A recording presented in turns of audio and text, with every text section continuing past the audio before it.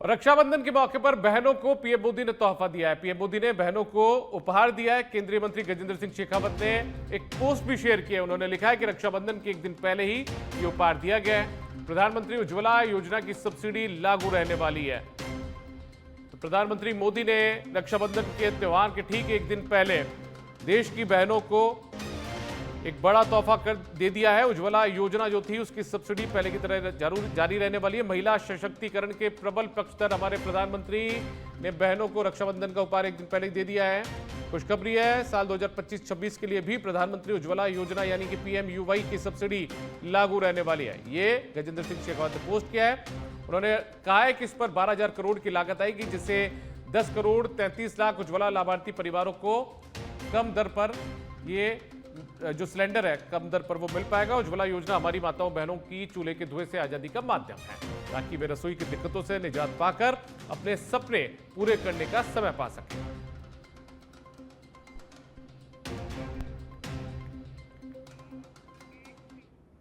खबर जोधपुर से है। केंद्रीय संस्कृति एवं पर्यटन मंत्री गजेंद्र सिंह शेखावत जोधपुर दौरे पर रहे। एयरपोर्ट पर मीडिया से बात करते हुए उन्होंने कहा कि हर घर तिरंगा भारत की शान है। प्रधानमंत्री नरेंद्र मोदी ने आजादी का अमृत महोत्सव के समय से जो प्रक्रिया प्रारंभ की थी, तिरंगा जो देश को इस विविधताओं से भरे हुए भारत को एकता के सूत्र में बांधने वाला सबसे प्रमुख घटक है। वहीं बिहार चुनाव को लेकर राहुल गांधी के द्वारा बार बार उठाए जा रहे सवाल पर उन्होंने कहा कि राहुल गांधी को भारत के चुनाव प्रक्रिया और संविधान सदस्य व्यवस्थाओं का सामान्य जानकारी भी अगर हो तो ऐसे स्टेटमेंट नहीं देते। वो संविधान की पुस्तक जेब में तो रखते हैं। मैं उनसे आग्रह करूंगा कि उसे पढ़े भी, क्योंकि चुनाव कराना, वोटर लिस्ट का संधारण करना, वोटर लिस्टों का सुधार करना, ये सब पूर्ण रूप से इलेक्शन कमीशन के मार्गदर्शन और प्रक्रियाओं के तहत होता है।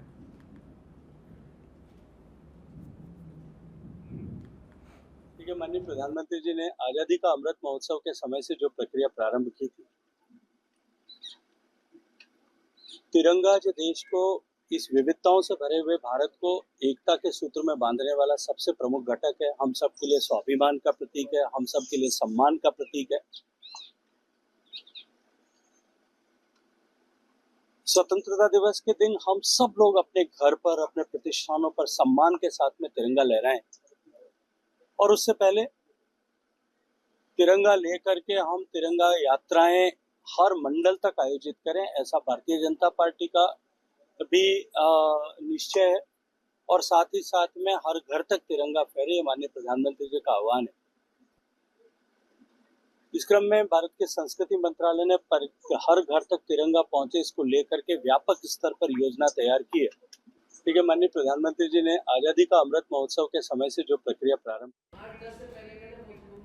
इसी बीच झुंझुनू से भी आज एक बड़ी खबर सामने आई। भाजपा के प्रदेश प्रवक्ता कृष्ण कुमार जानू पर भारतीय जनता पार्टी ने कार्रवाई कर दी है।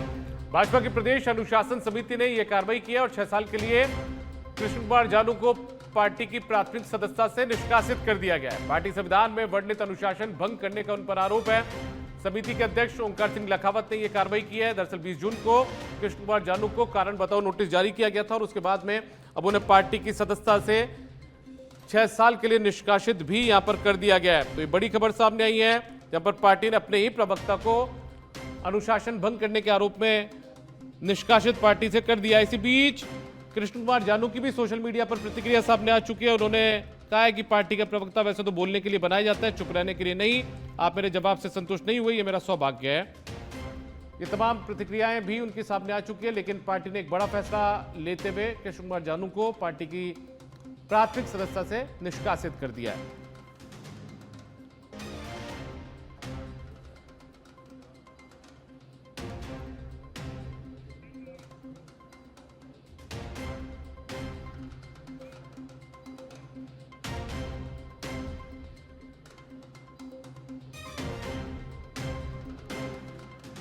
तो 6 साल के लिए प्राथमिक सदस्यता से कृष्ण कुमार जानू को निष्कासित कर दिया गया है।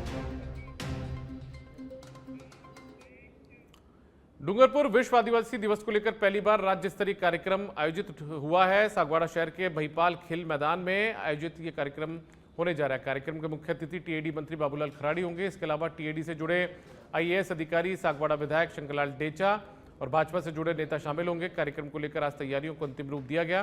वहीं भारत आदिवासी पार्टी का कार्यक्रम जिला मुख्यालय पर स्पोर्ट्स कॉम्प्लेक्स में आयोजित होगा। दोनों कार्यक्रम को लेकर पुलिस व्यवस्था पर विशेष फोकस किया जा रहा है। इस अवसर पर जनजातीय छात्रावास का लोकार्पण, उद्यानिकी विभाग के लाभार्थी, वन अधिकार अधिनियम के लाभार्थियों को पट्टे वितरण और सभी विभाग के स्टॉल लगाकर लाभार्थियों को जोड़ा जाएगा।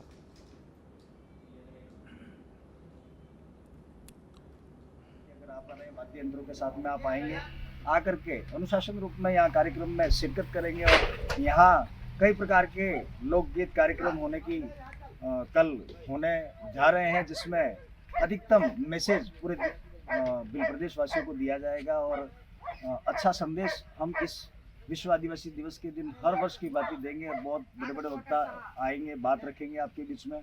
और मैं पिछले आगे बढ़ते हैं। जोधपुर से खबर है। केंद्रीय संस्कृति एवं पर्यटन मंत्री गजेंद्र सिंह शेखावत जोधपुर के दौरे पर रहे। एयरपोर्ट पर मीडिया से बात करते हुए उन्होंने कहा कि हर घर तिरंगा भारत की शान है।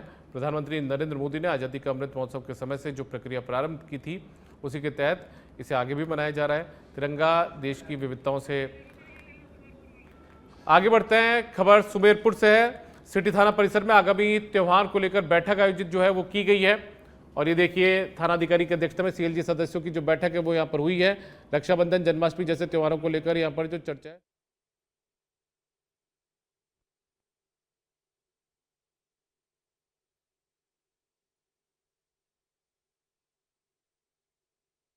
थाना परिसर में ये सीएलजी की बैठक हुई। थानाधिकारी की अध्यक्षता में सीएलजी सदस्यों की बैठक हुई। विभिन्न आगामी त्योहारों को लेकर ये चर्चा यहाँ पर की गई है। इसके अलावा यातायात व्यवस्था पर भी चर्चा हुई। विद्यार्थियों की छुट्टी के समय वन व्यवस्था लागू करने का प्रस्ताव भी यहाँ पर दिया गया है। अनियंत्रित ट्रैफिक पर नियंत्रण के लिए कदम उठाने पर जोर दिया गया। थाना सुमेरपुर पर रक्षाबंधन, जन्माष्टमी व गणेश चतुर्थी के त्योहारों को लेकर सीएलजी मीटिंग का आयोजन किया गया, जिसमें इन त्योहारों के संदर्भ में सबसे चर्चा की गई। सभी लोगों ने बताया कि उक्त त्यौहार में यहाँ शांति रहती है, वह पुलिस का सहयोग किया जाएगा। कोई भी ऐसा इशू आएगा तो थाने पर तुरंत सूचना दी जाएगी। ट्रैफिक व्यवस्था को लेकर भी बात हुई है सर। ट्रैफिक व्यवस्था लेकर के भी ये मुद्दा आया है कि करीब 12:30 बजे स्कूल की छुट्टी होती है, जो स्कूल 2 पारी में संचालित होता है। उस समय काफ़ी बच्चों का आवागमन, करीब 2000 स्टूडेंट्स का। अब खबर जयपुर से। यहाँ पर रक्षाबंधन के मौके पर यानी रक्षाबंधन से ठीक एक दिन पहले सिंधी कैंप बस स्टैंड पर भारी भीड़ उमड़ रही है। सिंधी कैंप बस स्टैंड पर यात्रियों की भारी भीड़ देखने को मिल रही है। दिन भर रोडवेज की जो बसें हैं वो खचाखच यात्रियों से भरी भी रही और इसी बीच सिंधी कैंप पर अभी भी यात्रियों की भारी भीड़ देखने को मिल रही है। रोडवेज बसों में और साथ ही निजी बसों में यानी कि प्राइवेट बसों में यात्रा करने के लिए भारी संख्या में जो यात्री हैं वो यहाँ पर उमड़े। दरअसल कल रक्षाबंधन का त्यौहार है और ऐसे में हर किसी को अपने घर पर पहुँचना है इस त्यौहार को मनाने के लिए। लिहाजा इस रात के दौर में भी बड़ी तादाद में सिंधी कैंप बस स्टैंड के बाहर की तस्वीर आप देख पा रहे हैं। बड़ी तादाद में लोग खड़े हुए नजर आ रहे हैं। दोपहर की तस्वीरें भी हमने आपको दिखाई थी, उस समय भी बड़ी संख्या में यात्री यहाँ पर मौजूद थे और अभी शाम की तस्वीरें भी आप देख पा रहे हैं।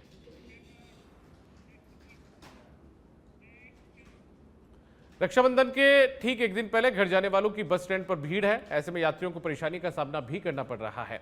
भीड़ के चलते बसों की छत पर बैठकर यात्री सफर कर रहे हैं। ये टोंक की तस्वीर आप देख लीजिए। टोंक का जो सरकारी बस अड्डा है वहां की तस्वीरें हैं। बस की छतों पर लोग बैठकर सफर कर रहे हैं क्योंकि सीटें मिल नहीं पा रही और ऐसे में जोखिम भरा ये सफर हो रहा है।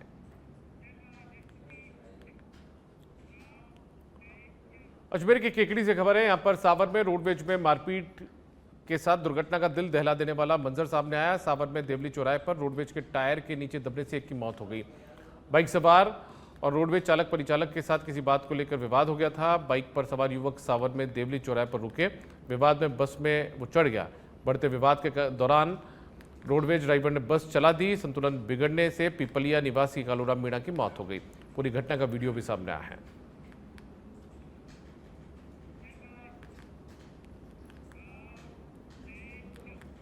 खबर बारां के शाहबाद से है। यहाँ पर रक्षाबंधन पर मनाने के लिए दूर दराज जाने वालों का सिलसिला जारी रहा। हालांकि सीमित बसें होने के चलते लोग जान जोखिम में डालकर सफर करने को मजबूर हैं। हालांकि प्रशासन पूरी तरह से मूक दर्शक बना हुआ है। बसों में छत पर सवारियां बैठकर सफर कर रही हैं, जो यात्रियों की सुरक्षा पर सवाल उठाता है।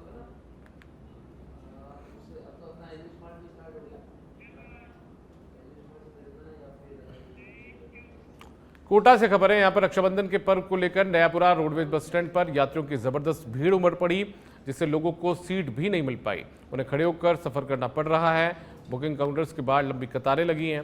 वहीं रोडवेज प्रशासन ने अतिरिक्त बसों और व्यवस्थाओं के इंतजाम का दावा किया, लेकिन भीड़ के आगे ये सारे इंतजामात नाकाफी साबित हुए। भीड़ के कारण कई बार हंगामे जैसे हालात भी बने, जिस पर नियंत्रण रखने के लिए पुलिस जाब्ता भी तैनात किया गया।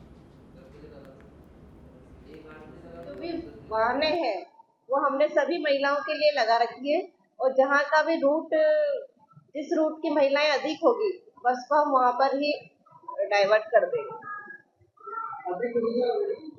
मतलब जितनी भी बसें हैं सभी हमने रूट पर ही लगा रखी है। अब गाड़ियाँ जितनी उतनी तो हमने सभी लगा रखी है। अदर्स डिपो की भी बहुत गाड़ियाँ आती हैं। रक्षाबंधन पर्व को लेकर उदयपुर शहर के बाजारों में जबरदस्त रौनक देखने को मिल रही है। बहनें अपनी भाइयों की कलाई पर राखी बांधने के लिए उत्साह के साथ खरीदारी कर रही हैं। उदयपुर के धान मंडी मुख्य बाजार में ग्राहकों की भीड़ उमड़ पड़ी। बाजार में पारंपरिक राखियों के साथ साथ डिजाइनर और बच्चों के लिए कार्टून थीम वाली राखियों की भी खास मांग है। व्यापारियों का कहना है कि पिछले साल की तुलना में इस बार बाजार में ज्यादा चहल पहल है और लोगों का उत्साह दिखने लायक है। त्योहार के इस माहौल में बाजार भी पूरी तरह से सज धज कर तैयार हैं, जिससे हर तरफ उत्सव का रंग बिखरा है। तरह की राखी आने लग गई है, पर मेरी जो प्रेफरेंस है वो मेरे बड़े भाइयों के लिए तो रुद्राक्ष वाली राखी और छोटे बच्चों के लिए इविल आइज वाली राखी है। सही बात है, साल भर इंतजार तो रहता है क्योंकि गिफ्ट्स भी मिलते हैं और भाई बहनों का त्योहार है तो सब जने घर आते हैं, मिठाइयाँ बातें, त्योहार मनाना बहुत अच्छा लगता है। इंतजार के बाद में वापस गैदरिंग हो जाती है। अशोकनगर में जो ये राखी का बाजार लगा है, यहाँ हम राखी खरीदने के लिए आए हैं। साल भर का त्योहार है, बहुत अच्छी अच्छी राखियाँ है, बहुत अच्छा लग रहा है। और राखी है तो अब जाएंगे राखी बांधने के लिए भाइयों को और सेलिब्रेट करेंगे। मैं पिछले 14 साल से अशोकनगर स्थित माता जी के मंदिर पास नमो राखी बाजार लगा था। इस साल मार्केट में काफ़ी अच्छा उठाव है, मार्केट में तेजी है और राखियों में विशेष वेराइटी है, जैसे कि कलकत्ती राखी है, डायमंड राखी है, चूड़ा राखी है, चंदन वाली राखी है। बच्चों में यूनिकॉर्न राखी है, पेपा पिग है, लाइट वाली स्पिनर राखी है। इस वेराइटी को बच्चे ज़्यादा पसंद कर रहे हैं और इसमें सॉफ्ट राखी है, टॉयज राखी है जो खिलौने वाली है, वो भी बच्चे ज़्यादा डिमांड कर रहे हैं और बड़ों के लिए अच्छी है। भरतपुर के बयाना में रक्षाबंधन से एक दिन पूर्व बाजारों में जबरदस्त भीड़ देखने को मिली। बाजारों में तरह तरह की राखियों को खरीदने वालों की भीड़ रही। सिर्फ राखियों की नहीं, बाजारों में मिठाइयों की दुकानों पर भी भीड़ नजर आई है। बाजार में बढ़ती चहल पहल से स्पष्ट है कि लोगों में इस पावन पर्व को लेकर भारी उत्साह है। भाई बहन के प्रेम का प्रतीक है त्यौहार। बयाना में पूरे उल्लास और पारंपरिक रीति रिवाजों के साथ मनाने की तैयारियां जोरों पर हैं। रक्षाबंधन का त्योहार नजदीक आ गया है। मार्केट में राखियों की खरीदारी दिन प्रतिदिन बढ़ती जा रही है। अभी मैं कहना चाहूँगा सहयोगी से थोड़ा सा दिखाएं, राखियाँ खरीद रही है महिलाएं। इनसे पूछना चाहेंगे कि कैसा ये पर्व मनाया जाता है और कैसा पर्व रहता है। सबसे पहले तो आपका बहुत बहुत स्वागत है। जो आप राखियाँ खरीद रही है, ये पर्व कितनी तारीख का है और किसके लिए ये राखियाँ खरीदी जा रही है? 9 तारीख का पर्व है। तो आप ये राखियाँ देख रही हैं, राखियाँ खरीद रही है, थोड़े से पर्व के बारे में कुछ बताएं। हर साल आता है, बहन भाई का त्योहार है। ये राखियाँ आप क्यों देख रही हैं? पहले से बेटर राखियाँ, अच्छी अच्छी राखियाँ हैं। तो भाई के लिए सुंदर सुंदर राखियाँ खरीदी है या नॉर्मली राखियाँ खरीदी है? आप सुंदर खरीदती है। बेसिकली होता क्या है इस पर्व के में? बहन भाई की कलाई पर राखी बांधती है, उसके बाद और भी कुछ महिलाएं, उनसे भी अगर हम थोड़ा सा बात करना चाहेंगे, थोड़ा सा आगे आ जाए। आप जो राखियाँ खरीद रही हैं, राखियों का महत्व मुझे थोड़ा सा समझाएं। ये सबसे लोकप्रिय और अच्छा त्योहार है, साल में एक बार आता है, इसके बारे में कुछ बताएं। ये बहन भाई का त्योहार है, जिससे बहन राखी बांधते हैं, मुझे प्यार दिखाता है, दक्षिणा भी देता है और बहन भाई को अच्छा लगता है, बहन को भी अच्छा लगता है। बहन का जीवन, भाई के साथ जीवन बहुत खुशी आपसे निकलता है, इसलिए राखी का त्योहार मनाया जाता है। तो बहन जब भाई की कलाई पर राखी बांधती है तो भाई भी कहता है कि मैं आपकी हिफाजत करूंगा। हिफाजत के लिए आपने कलाई पर राखी बांधो, जीवन भर का रक्षा करेगा। ये थी महिलाएं जिन्होंने बताया कि ये बहुत ही पावन पर्व है, साल में एक बार आता है। जब बहन भाई की कलाई पर राखी बांधती है तो भाई भी बहन को आश्वासन देता है कि तब तक आप योगी तब तक मैं आपकी रक्षा करूंगा। और बहन भी भाई की कलाई पर राखी बांधकर दीर्घ आयु की कामना करती है। इस बीच दौसा के सिकराय से बड़ी खबर है। अपने नेशनल हाईवे 21 पर बड़ा हादसा हुआ है। एक बेकाबू ट्रेलर जो है वो डिवाइडर से टकराकर दूसरे ट्रेलर से जा टकराया। ट्रेलर के टकराने के बाद मौके पर जो ट्रेलर है दूसरा वाला वो पलट गया। ट्रेलर के नीचे कार के दबने की सूचना किए गए हैं। घटना के बाद नेशनल हाईवे 21 पर जाम भी लग गया। गंभीर घायल को जिला अस्पताल में भर्ती करवाया गया है। नेशनल हाईवे 21 पर कैलाई के पास यह हादसा हुआ है। सिकंदरा पुलिस भी घटनास्थल पर पहुंची। तो कैलाई के पास में ये भीषण सड़क हादसा हुआ है। यहाँ पर एक ट्रेलर जो है वो अनियंत्रित होकर डिवाइडर से टकराया, उसके बाद में एक दूसरे ट्रेलर से वो भी टकराया है। खेडली से खबर है, खाद्य सुरक्षा टीम ने खेडली और कठुमर कस्बे में छापा मारा है। खेडली में 4, कठुमर में भी 4 मिष्ठान भंडारों पर कार्रवाइयां की गई, यानी कि मिठाई की दुकानें थी उन पर यह कार्रवाई हुई है। खाद्य सुरक्षा विभाग एवं स्वास्थ्य विभाग के निर्देश पर कार्रवाई हुई। खाद्य सुरक्षा अधिकारी के नेतृत्व में टीम ने नमूने लिए हैं। मावा, घेवर, कलाकंद, समोसे के नमूने लिए गए। कार्रवाई से मिठाई विक्रेता और मिलावटखोरों में हड़कंप मच गया।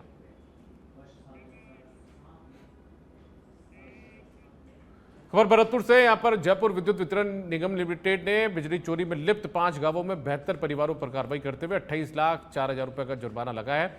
यह कार्रवाई सांतरूख, कारोठ, बागई, पीपला, जाटोलीर, थबान गांव में की गई। अधीक्षण अभियंता रामेत मीणा ने बताया कि डिस्कॉम ने भारी पुलिस जाब्ते के साथ तड़के इन गांवों में दबिश दी। विभाग के लगभग 16 गाड़ियों में पहुंचे अधिकारियों ने कार्रवाई को अंजाम दिया है।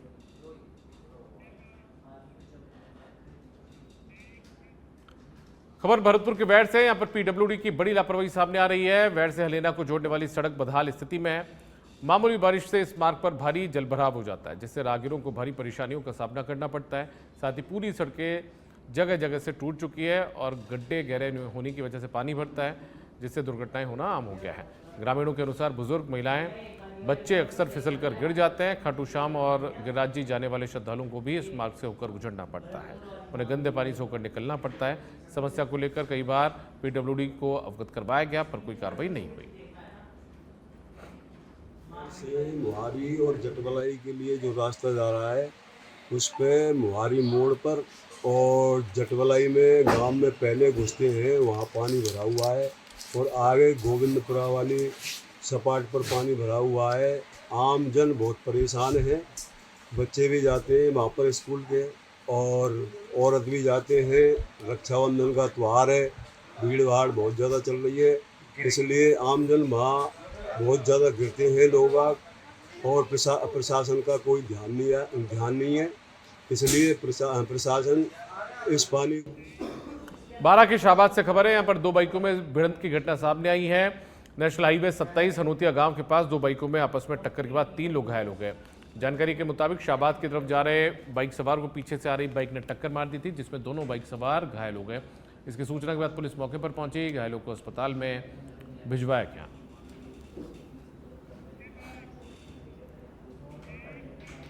अलवर से खबर है। यहाँ पर विशेष न्यायाधीश SC/ST कोर्ट अनीता सिंघल ने 11 वर्ष पुराने दोहरे हत्याकांड में 3 आरोपियों को आजीवन कारावास की सजा सुनाई है। आरोपियों को 50-50 हज़ार रुपए के अर्थदंड से दंडित किया गया। विशेष लोक अभियोजक योगेंद्र सिंह खराड़ा ने बताया कि 18 सितंबर 2014 को मृतक महेंद्र गुर्जर के भाई रामस्वरूप ने आरोपियों पर हत्या के मामले में FIR करवाई थी। मामले में कोर्ट ने इसे नृशंस और जघन्य हत्या मानते हुए तीनों को दोषी ठहराया। आजीवन कारावास की सजा सुनाई गई।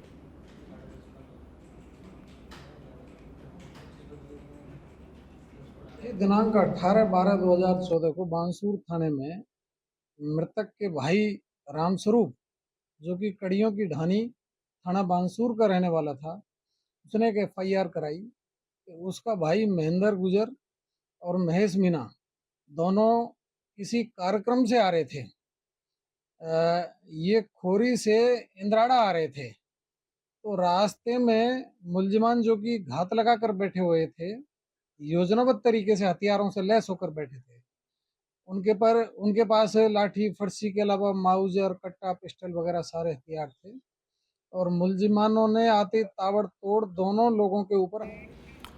भरतपुर जिले की नदबई विधानसभा के लालपुर में आज भी सदियों पुरानी हस्तनिर्मित चमड़े की जूतियां बनाने की परंपरा जीवित है। गांव के कारीगर पूरे चमड़े से पारंपरिक जूतियां तैयार करते हैं, जो न सिर्फ राजस्थान में बल्कि देश और विदेश तक अपनी खास पहचान रखती है। गांव के बुजुर्ग बताते हैं कि कभी ये जूतियां राजा महाराजाओं की पहली पसंद हुआ करती थी। उस दौर में ये जूतियां शाही शान और हस्तकला का प्रतीक मानी जाती थी।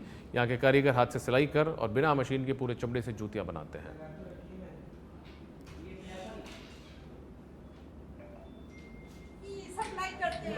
उसकी जूती, हमारी जूती की तो दूर दूर तक डिमांड रहती है। अच्छा, राजस्थान के बाहर भी जूतियाँ जाती हैं? गुजरात तक। अच्छा, चेन्नई तक यहाँ से जूतियाँ जाती हैं? दूर दूर तक पूरे एरिया में। अच्छा, तो एक जूती को बनाने में कितना टाइम लगता है, कितनी लागत आती है आपकी? हमारे यहाँ का मशीनरी तो है नहीं, हाथों का सब पूरा टोटल काम है, अपनी टोटल काम हाथों से किया है। सिलाई कोई भी चीज़ सब हाथों से किया है। और गार्डन की जो काम अपने यहाँ मशीनरी भी होती तो और भी ज़्यादा होगा। एक जूती पूरे दिन सुबह के शाम। अच्छा, एक जूती की लगभग क्या रेट रहती है मार्केट में, चमड़े की और चमड़े वाली जो हाथ से बनाते हैं? एक जूती की कम से कम 1000 से लेकर 1500। आज आप यहाँ देख रहे हैं, इस समय सच में धड़क टीम आई हुई है गांव लालपुर नदवई में। यहाँ से चमड़े की जूतियाँ विश्व लेवल पर अनेक देशों में और पूरे राजस्थान में देखी जाती हैं। यहाँ चमड़े की जूतियाँ बनाई जाती हैं। ये कारोबार यहाँ कई पीढ़ियों से, सदियों से चल रहा है। जैसा कि बताया गया यहाँ के स्थानीय लोगों के द्वारा कि मुगल काल में सम्राट अकबर को भी जूतियों के लिए जब यहाँ की जूतियों की जरूरत थी तो यहाँ के स्वाभिमानी कारोबारियों ने कहा था कि राजा हो या रंक, सबको नाप देने के लिए आना होगा, तभी जूतियां बनती। सिरोही के आबू रोड से खबर है, बदमाशों ने लूट की नियत से पर्यटक की हत्या कर दी थी। उस मामले में बाइक सवार बदमाशों ने मिलकर वारदात को अंजाम दिया था। एसपी के निर्देश पर पुलिस को बड़ी कामयाबी मिली है। घटना के 24 घंटे बाद पुलिस ने मामले का खुलासा कर दिया। पुलिस अधीक्षक ने प्रेस वार्ता कर हत्या के मामले का खुलासा किया। एक आरोपी को गिरफ्तार कर 3 बाल अपचारियों को निरुद्ध किया गया है। पुलिस सभी गिरफ्तार आरोपियों से पूछताछ कर रही है। कितने आरोपी गिरफ्तार हुए? इसमें कल दिन में करीब 1:30 बजे गुजरात के धानेरा गांव से एक ही परिवार के 2 भाई थे। वो यहाँ माउंट आबू घूमने के लिए आए थे। तलेटी से जब ऊपर आबू पर्वत में जा रहे, जहाँ माउंट आबू पे जा रहे थे, तो रास्ते में छिपावेरी चौकी है, उससे करीब 1.5-2 किलोमीटर पहले वहाँ पे वो रुके हुए थे, मोबाइल पे बात कर रहे थे। इसी दौरान 2 मोटरसाइकिलों पर करीब 6 जने गए। जाते ही उन्होंने अपनी मोटरसाइकिल रोककर उनका मोबाइल छीनने की कोशिश की और छीना झपटी के दौरान उनके साथ मारपीट की। 2 जनों के पास चाकू थे। कोटा के अनंतपुरा रेलवे कॉलोनी थाना पुलिस ने संयुक्त कार्रवाई करते हुए ऑनलाइन सट्टा खिलाने वाले 6 सटोरियों को गिरफ्तार किया।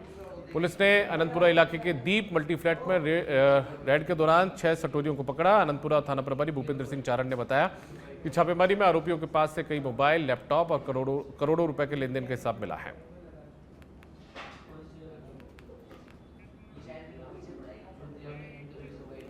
श्रीगंगानगर के पदमपुर में उस समय सनसनी फैल गई जब ईए माइनर में एक अज्ञात युवक का सड़ा गला शव मिला। ग्रामीणों ने तुरंत इसकी सूचना पदमपुर पुलिस को दी है। हालांकि शव की शिनाख्त तब तक नहीं हो पाई। शव की हालत को देखते हुए उसे पास स्थित भूमि में दफन किया गया।